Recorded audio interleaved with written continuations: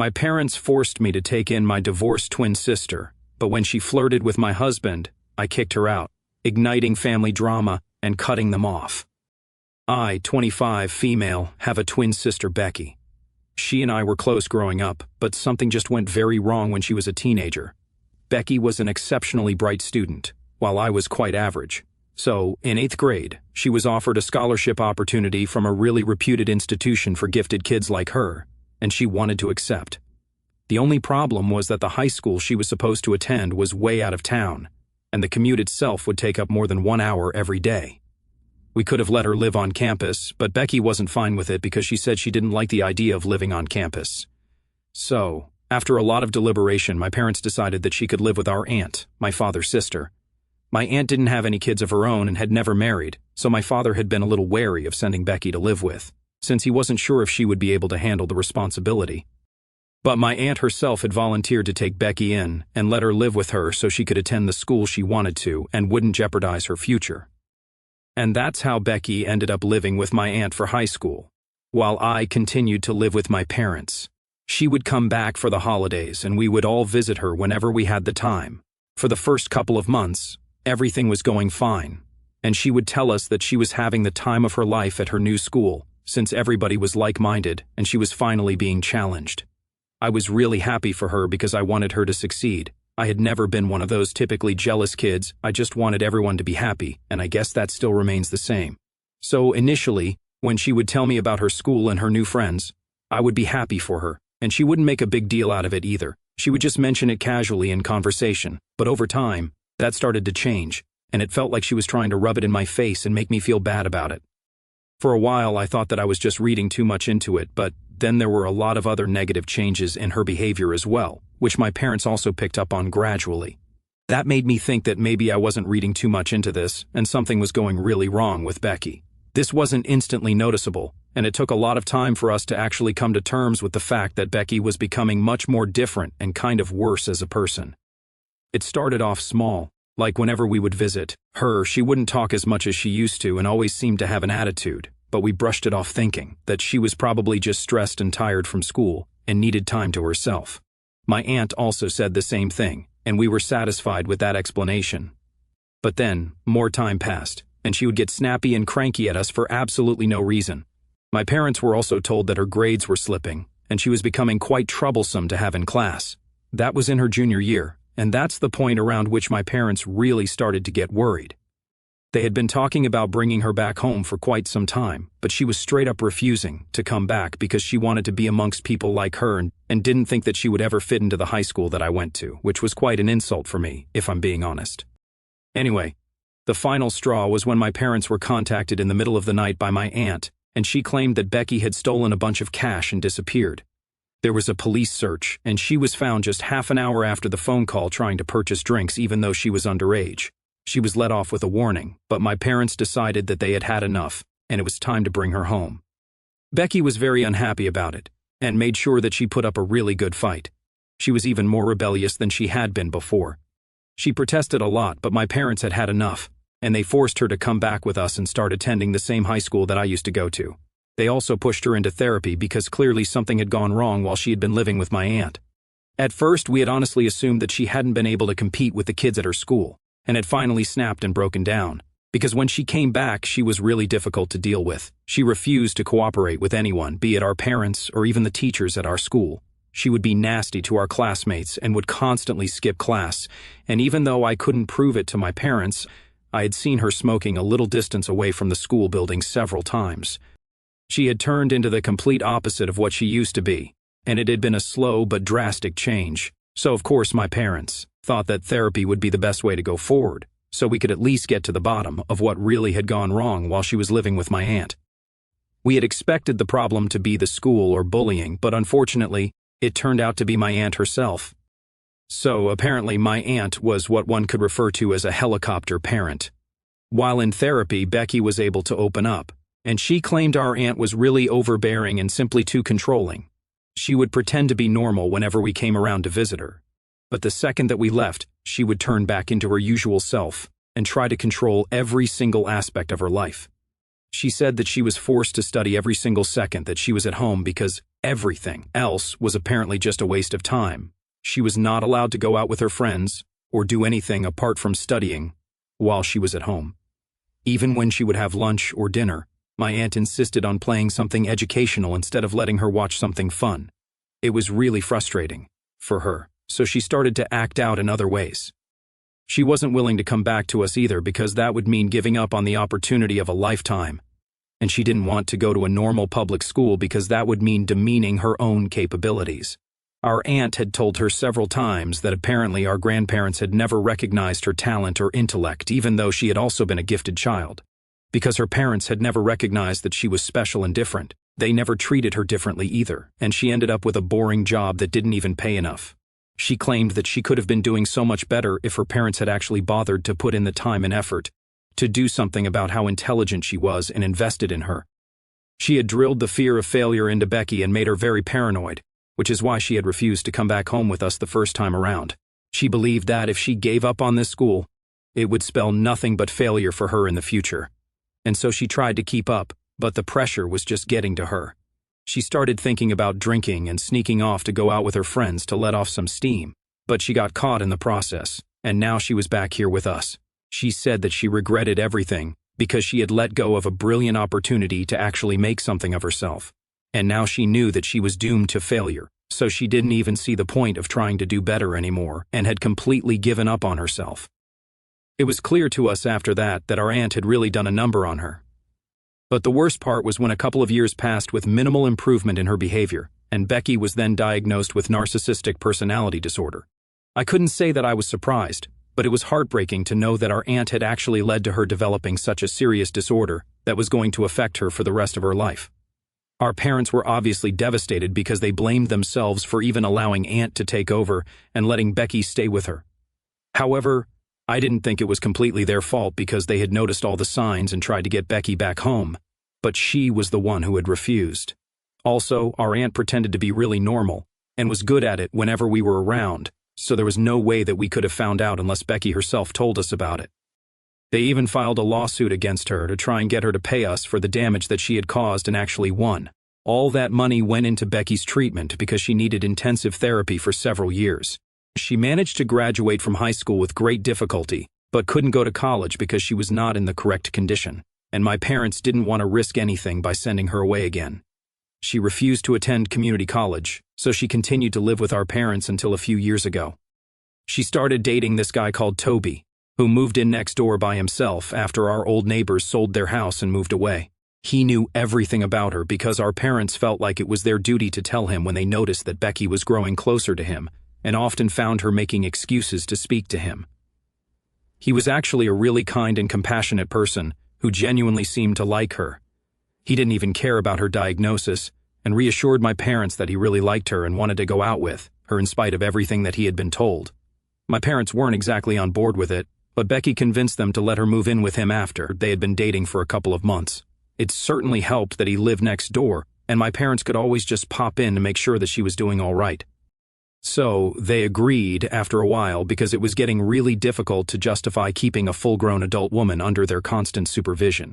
Becky ended up moving in with Toby, and my parents continued to try and make sure she wasn't doing anything to jeopardize her future and her relationship. They had also found her a job in a friend's startup company as a receptionist around the same time because she was apparently getting sick of being stuck at home. They found her the receptionist job so that it could be something low pressure for her to start with and she could eventually work her way up. Everything was going great for her. After almost 1 year of living together, they decided to get married, and since they were already living together, my parents agreed because they thought that this would do a lot of good for her. She even quit her job to be a full-time stay-at-home wife. Honestly speaking, being with Toby had actually brought about a lot of positive changes in her life, and she was even behaving better with all of us instead of constantly treating us like the enemy and acting like she could do so much better if we didn't exist to bring her down.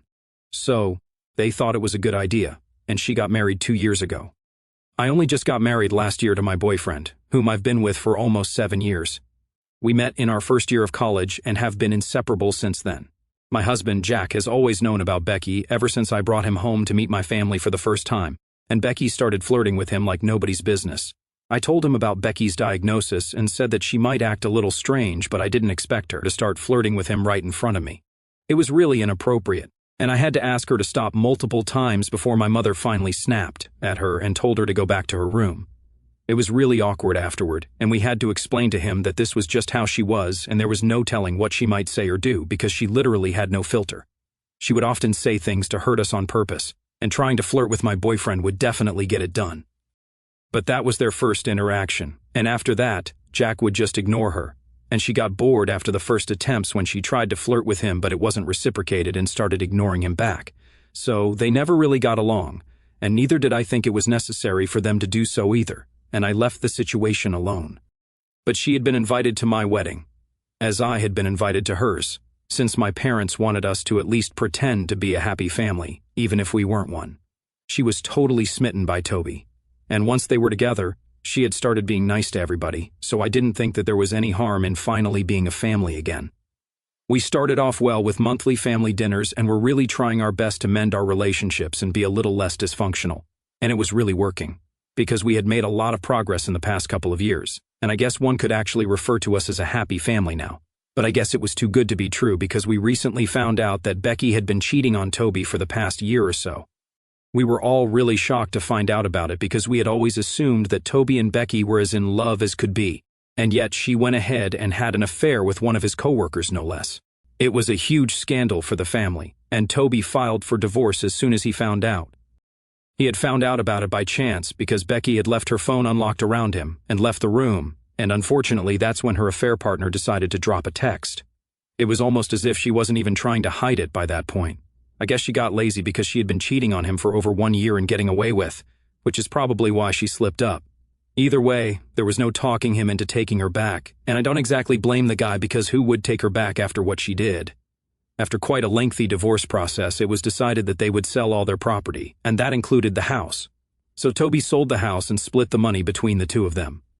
Becky lived with our parents for some time after the divorce, but my parents kept telling me to let her live with me instead because she complained that my parents being around made her feel like a total loser who was still living with her mom and dad after a failed marriage. She could just rent in an apartment and live on her own, but apparently, my parents didn't want that because they thought she might hurt herself or do something stupid if she was left to her own devices. My parents were practically begging me to take her in so she could rebrand her life. After a while, I didn't see the point of declining it over and over again, so I ended up agreeing to it and took her in. I honestly felt bad for her because every time I would visit my parents' house after the divorce, she would just be lurking in the shadows like a ghost of her past self, and it was pretty pathetic to see. I don't think anybody in my place would have continued to ignore it. And at the end of the day, she was my sister, and I owed my family certain things, or at least that's what I believed, before I took her in, and she decided to stab me in the back. Anyway, a while after the divorce, I decided to speak to my husband about this. We had quite a few discussions regarding Becky and the living arrangements that my parents had been suggesting, and we decided that we were okay with it because if it was going to help with her self-esteem and make her a better person somehow, then I was all for it. So, we took her in a couple of days ago. She managed to screw it up in less than 1 week. She was quite happy to move in with us, and I could tell that my parents had been right. She really did want to live with me instead of them. It was kind of strange because she and I had grown apart in the years after she went away to live with our aunt. It was nice to see that she was finally reconnecting with me, and I even thought that we could really rebuild our relationship again. I was wrong, obviously, and I never should have taken her in. I only did it as a favor to my parents and a little bit to her because we all knew that she was in over her own head, and I wanted to do something to fix the family. Call it my savior complex, but I just wanted to be helpful. The day that she moved in was actually pretty nice. We let her stay in the guest room and she really made herself at home there. She was chirpy and lively that day, and this was the first time that I had seen her this happy ever since the divorce took place. So I, for one, was really happy that I was being of help. However, things started changing as soon as we had spent one day in our house. The very next day, she started picking apart stupid things like how I decorated my house and the kind of paint that I used for the walls. It was ridiculous, but I didn't say anything about it because it seemed too petty to make an issue out of it. The last straw was when, at dinner, she decided to start flirting with my husband. I'm not even kidding, it was like full-on flirting, and she didn't even seem to care that I was sitting right there. She kept asking him weird questions and making googly eyes at him throughout dinner, and I could tell that he was really uncomfortable. As was I on more than one occasion. She brushed her hand against his on purpose when there was really no need to. I was actually speechless, and my husband and I left the dinner table as soon as we could without even bothering to finish our dinner. We went to our room for a bit and immediately decided that she had to go because there was no way that I was letting Becky live under my roof and flirt with my husband. It was just not going to happen, and she would just have to go back to living with our parents. If that affected her mental health, then tough, but that's not my problem because she's not my daughter. I tried to do something nice for the family by taking in a nutcase like her. But obviously there is no fixing people like this because they're always just going to be ungrateful. I should have known that, but I guess the human part of me really did feel bad for her and wanted to make her feel better because she is my sister. After we were done with dinner and our conversation, I called my parents and told them what had happened. I expected them to be just as outraged as I was and demand I send her back immediately. A third move back to her parents' place would just be devastating for her, and she would go back to moping and sulking all the time. They didn't want that for her and told me that I could either just deal with it or I could let her have this house and move somewhere else. I didn't even know what they meant by let her have this house because that's not how things work. You can't just let people have things that don't belong to them, and that applies to both husbands and houses. Anyway, I told my parents that they were being ridiculous and they had to take her back in.